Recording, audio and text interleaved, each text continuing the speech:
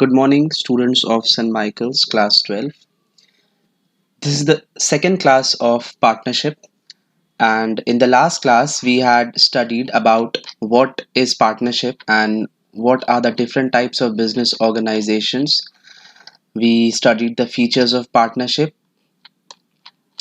We also studied the types of partners.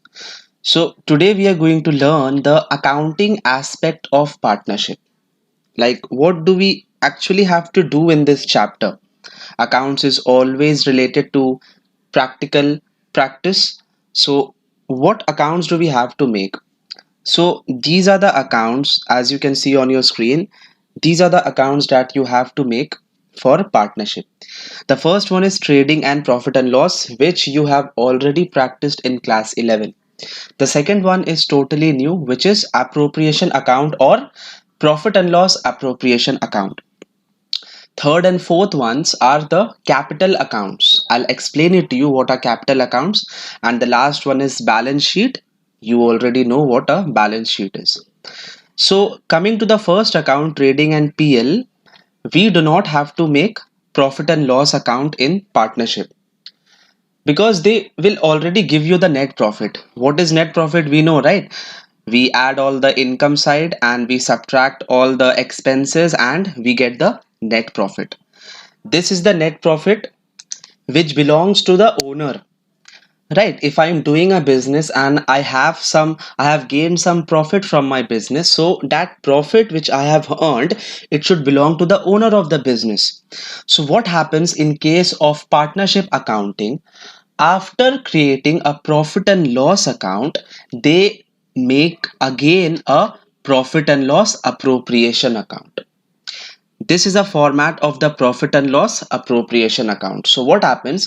The net profit that I have earned from the profit and loss account, hear me carefully, the net profit earned from the profit and loss account, it is transferred to this account over here.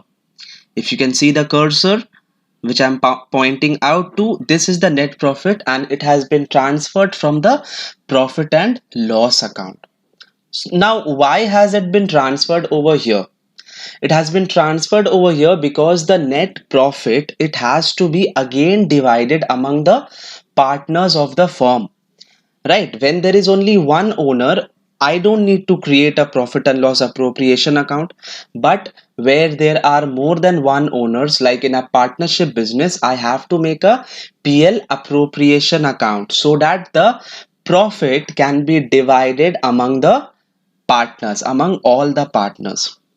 So I am going to explain to you that what are the elements of PL appropriation account, the most important elements that you will find in each and every sums. On the debit side, if you can see, we have a thing called transfer to reserves. Now what is this? Suppose I have earned a profit of 1 lakh rupees during a year, right? Okay, so suppose you are a businessman and you have started a business, and in the first year of business, you have earned a profit of 1 lakh rupees. So, as a businessman, what logical thing should you do? The first year you earn profit, what should you do? What a logical person would do is that he would transfer an amount of money to the reserves account. Now, what is this reserves account? The amount that is put into the reserves account, it can be used in case of an emergency, right? If anything comes up, any expenses which I have not planned, or it comes up all of a sudden, I can use that amount in the reserves for that purpose, right? So suppose I am putting 10% of the total amount of net profit into reserves. So means I am putting an amount of 10,000 in the reserves account. So reserve is nothing but just a portion of the profit which is transferred to reserves. Mind you that I had earned a profit of 1 lakh rupees, right? Now if 10,000 is transferred to the reserves account, now only 90,000 of profit is left to be distributed among the partners. Okay. Now the second very important item of the PL appropriation account is the interest on capital. Now you have to understand this very carefully. What is interest on capital? Okay, so understand this with the help of this situation. Suppose A, B, and C are partners in a firm, and A is discussing his business idea with B and C. He says that this business is very profitable, and if you invest in this business, you will get a good share of profit. So B asks A that what is the amount of profit that I will get? So A says there is not any definite amount, but I can assure you that you will get a. So B asks that if I invest 1 lakh rupees in your business, what is the amount of return that I will get? So A says there is no definite amount, but you'll definitely get a profit, a decent amount of profit based on how the business is being done. So B says, suppose I invest 1 lakh in the bank. Right, B says if I invest 1 lakh in the bank, I will definitely get an interest rate of 6%. Right, and if I invest in your business, maybe or maybe not, I'll get profit. So why should I invest in your business if I won't even get 6%? I'll get 6% of the amount if I keep it in bank as an interest. So why will I invest in your business? Suppose if I don't get profit, then what will happen? So A says, all right, I have a solution for that. I'll give you interest on capital. Okay, whatever amount of capital you will invest, I will pay you a certain amount of interest on that. The interest can be 6%, it can be 10%, or 15%. It can be any percentage based on the agreement of all the three partners A, B, and C. So so interest on capital is the amount paid by the partnership firm. It is paid by whom? It is paid by the partnership firm to whom? To the partners. It is paid by it is an expense for the firm. It is what? It is an expense for the firm. Okay.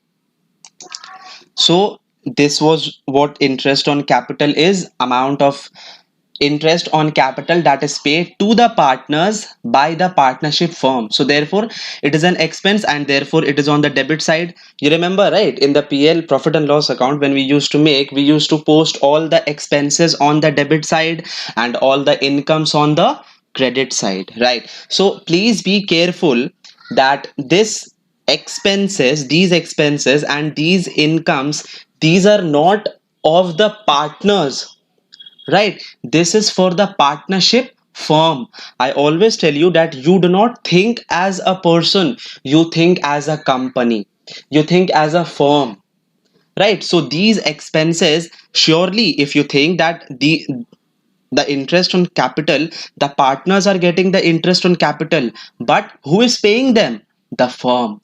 So it is an expense for the firm, therefore it is posted on the debit side. I hope it's clear. If you have any other query, please don't hesitate to ask me. Next, you can see on your screen is salary to partner. Now, salary to partners, good name is remuneration to partners. Now, suppose A, B, and C, or A and B are working in a firm, and A is a very active partner. A is full time dedicated into the partnership firm. However, B is a bit casual and he does not pay so much attention. So A says that since I am dedicating so much time, I want a salary of rupees, say 5,000 per month or 6,000 per month.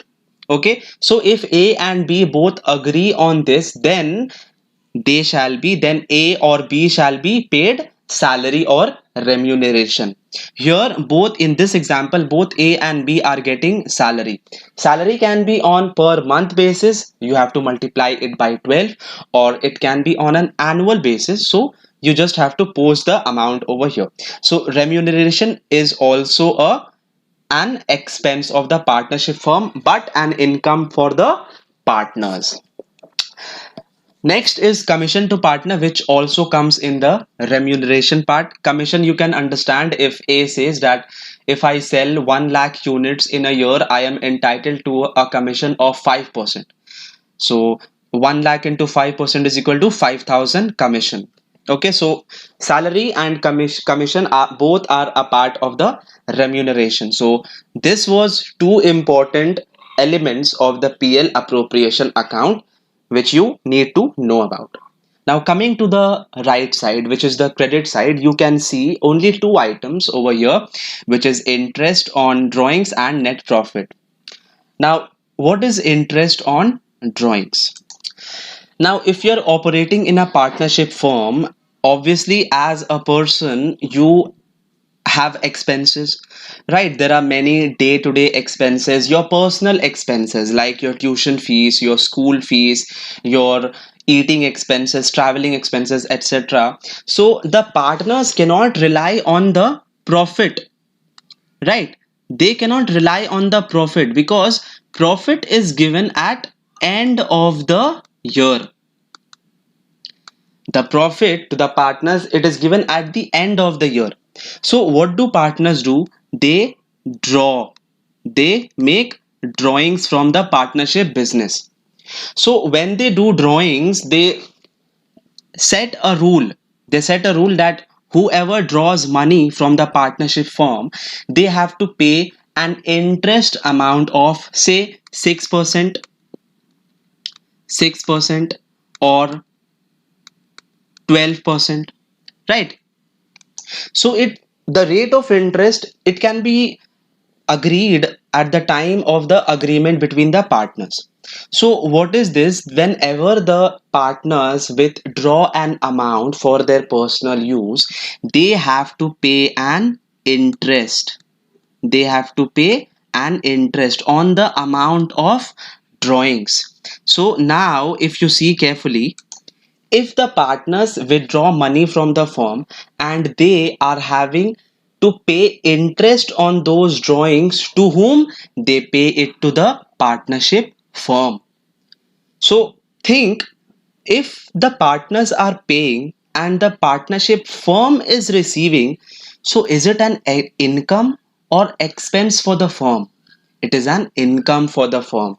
It is expense for whom? It is an expense for the partners, right? It is an income for the firm. That is why it has been posted on the credit side of the PL appropriation account, right? It is an income for the firm and expense for the partners. Lastly, when we add up all the credit side and we deduct the debit side, so when we add up both the sides, both of them will definitely not be equal. Either the credit side will be more or the debit side will be more. So if the credit side will be more, we will write the balancing figure on the debit side. If the debit side is more, we will write the balancing figure on the credit side. So if the income side is more than the expense side, so definitely there is a profit. So that profit will be then at last transferred to the partner's account, right? Now it can be transferred to the partner's account equally or as per the agreement according to the ratio. Suppose A and B have agreed upon 60-40 or 70-30, whatever may be the agreement, the profit will be transferred to their capital accounts. Lastly, there are one or two theories left. Now, please, these are not theories exactly. They will put a massive impact on your practical aspect, right? So this is partnership. So partnership deed, sorry, what is a partnership deed? It is an agreement between the partners, right? So in the previous class I told you that the partnership agreement, it may be oral or it may be written. So when the partnership agreement is written in a document, we call it as a partnership deed, right? What does partnership deed contains? Obviously it contains all the information about all the partners, and it contains all the various terms and conditions of the partnership business. For example, what will be the terms and conditions? Exactly, what will be the share of profit between the partners, what is the interest on capital to be paid. Now it is not a necessity to pay interest on capital, right? The partners may decide that we will not pay any interest on capital. Right, so they do not have to compulsorily pay that interest on capital. No, it is optional. So if the partnership deed says that interest on capital is to be paid at the rate of 6% or 7% or 10%, then only the interest on capital will be paid. Same will be followed for same will be followed for interest on drawings and remuneration to partners. If it is mentioned in the partnership deed, then only it will be paid or posted in PL Appro, otherwise it will not be paid. Right, so if those items have been mentioned in the partnership deed, then it will be paid. Rest, you only need to know that partnership deed is a written agreement between the partners regarding the terms and conditions of the partnership agreement, and it also contains all the information about the partners. The last topic for today, I want you to copy this down on your notebook, is what if there is no partnership deed or agreement? So this means that what if A and B, they just start a business without agreeing upon anything? It may happen that two friends have started a business and they have not agreed upon anything. Right. So in that case, profits and losses shall be shared equally. Now, suppose at the end of the year, A says that I have worked very hard and you haven't worked at all. So I deserve 60% or 70% of the profit and you will get only 30% of the profit. B says, no, that is not possible, because if you had such a thought in your mind, you should have said it in the starting of the business. We should have made an agreement with me that you want 50% or 60%. If there is no agreement, the profits and losses will be shared equally. Okay, if there is no agreement, interest on capital shall not be provided. Okay, no interest on capital shall be provided.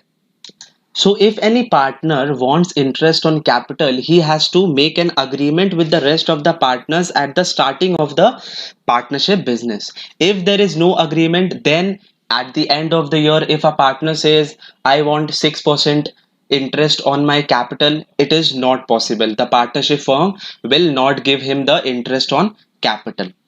Next, no remuneration is to be given to partners. At the end of the year, is who is an active partner, he says that I have worked very hard. I have worked 24 hours into 7 for the business. I want a salary apart from the profit. Right? He says, I want the profit, but I want the salary also. So if it is decided, if there is a partnership deed and it is decided, then he shall be given the salary.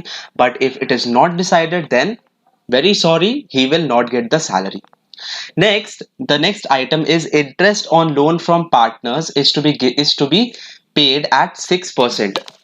Right, it may happen that a partner has contributed a capital of, like A, B, and C have contributed each 1 lakh, but the partnership firm says that it needs another 1 lakh rupees. So A says, I am willing to pay this 1 lakh rupees, but I will not pay this as a capital, I will pay this as a loan. So A is providing loan to the partnership firm. Mind it, he is not paying capital, he is not adding capital, he is not introducing further capital, he is just providing loan to the partnership firm. So now he has become lender. So if there is no partnership deed or agreement beforehand, then A, who has provided the loan, he will be paid interest at the rate of 6%. Now this amount, this rate of interest 6% has been decided by the Indian Partnership Act 1932. The act says that if there is no deed and a partner has given loan to the firm, then he will be paid interest at a rate of 6%. Now whether or not this is written in the sums or the partnership deed, A will definitely receive the interest amount. Now if A says that I want 10%, I don't want 6%, this is not possible. If there is no partnership deed, he will be paid at an interest rate of only 6% and not more than that. Lastly, if there is no partnership deed, interest on drawings will not be charged. Now this theory, it has a huge impact on your practical problems. right? Whenever you make practical problems, you will have to see that whether there is an agreement or not. If there is no agreement, then you will have to make the sums according to it. The profit and loss shall be shared equally, no remuneration will be given, no interest on capital will be given, and etc etc. Please copy this illustration in your copy and let's discuss it now. One, Mohan is an active partner. He wants a salary of rupees 10,000 per year. Now read the above statement. State whether these claims is valid if the partnership agreement is silent on the following matters. So the partnership deed is not saying anything on the following matters. So if the deed is silent, then we follow these rules, right? Exactly these rules. Okay. So one is Mohan is an active partner. He wants a salary of 10,000 per year. Not possible. If the deed is silent, unless and until it is decided in the deed previously, Mohan cannot get a salary. Next, Sham has advanced a loan and he claims interest at 10% per annum. Okay, so Sham has provided a loan to the partnership firm and he claims interest of 10%. Very sorry, Sham, but you will only get an interest of 6% and not 10%. Why? As per the Indian Partnership Act. Next, Mohan has contributed rupees 20,000, Sham 50,000, and Mohan wants equal share in profit. Is this valid? Of course, this is valid. It is not a matter of concern if the capital is different, if the capital contribution of the partners is different. Even if Mohan contributed 50 rupees as capital, he will get an equal share in profit no matter what. Why? Because the partnership deed is silent in matters of sharing of profit. If it is silent, the profit shall be shared equally. Lastly, Sham wants an interest on capital at 6% per annum. Is this valid? Is this a valid request? No. If it is not decided in the partnership agreement beforehand for interest on capital, Sham or any other partner will not get any interest on capital at any percentage. However, for B, please pay attention. For B, Sham will get interest on loan at the rate of 6%, not 10%. So copy these answers in your notebook and this will be your homework for today. Okay, thank you so much. See you in the next class.